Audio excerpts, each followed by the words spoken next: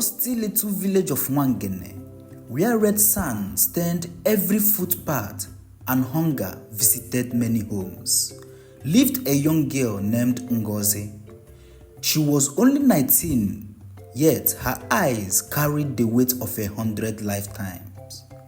Since the death of her mother, when she was just 10, life had shown Ngozi no kindness.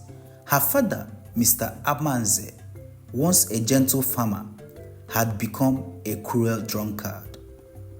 To make matters worse, he remarried a woman named Veronica, a heartless stepmother who despised Ngozi with all her soul. From dawn till dusk, Ngozi cooked, fetched water, swept the compound, farmed the fields, and often slept on an empty stomach. The villagers pitied her, but no one dared to challenge Amanze's madness. Then came Obinna, a young man from the city. His clothes were torn, his shoes had holes, but his eyes were sharp and determined. For 3 months, he had labored on Amanze's farm, clearing bushes, planting cassava, and carrying heavy loads. Yet Amanze refused to pay him.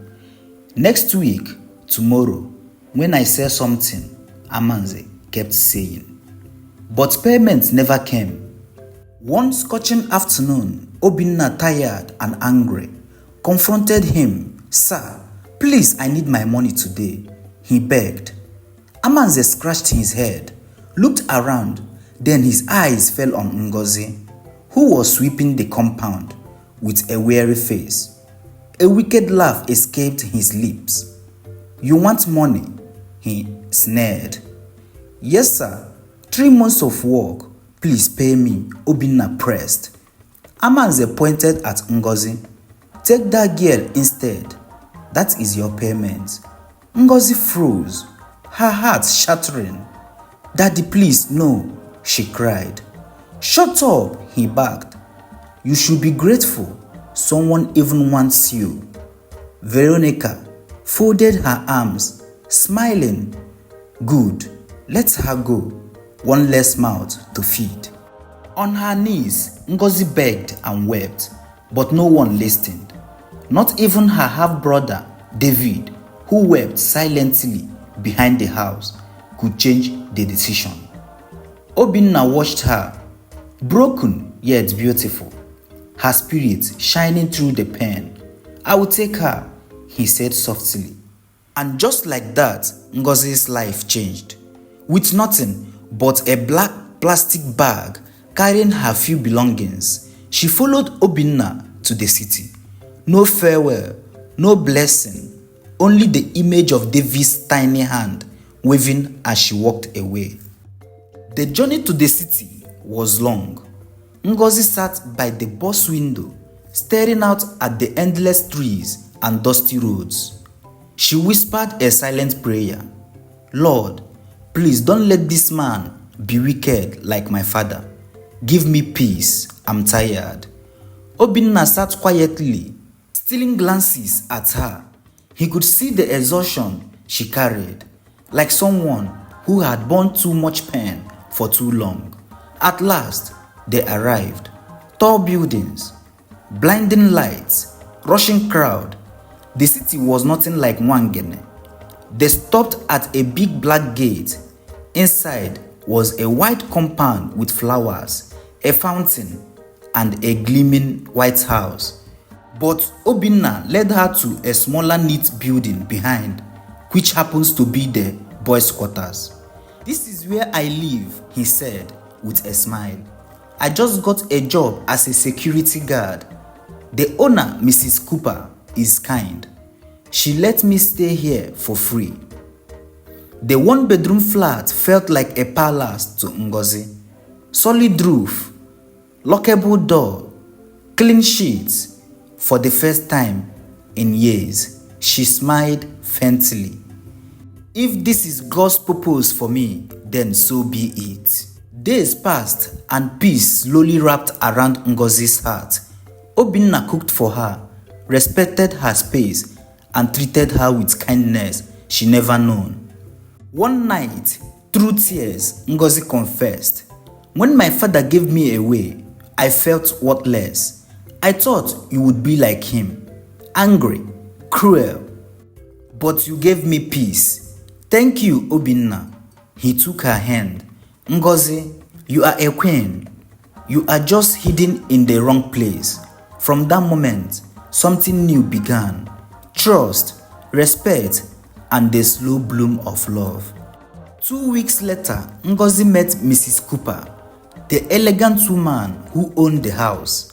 She welcomed Ngozi warmly and soon offered her a job as a personal cook.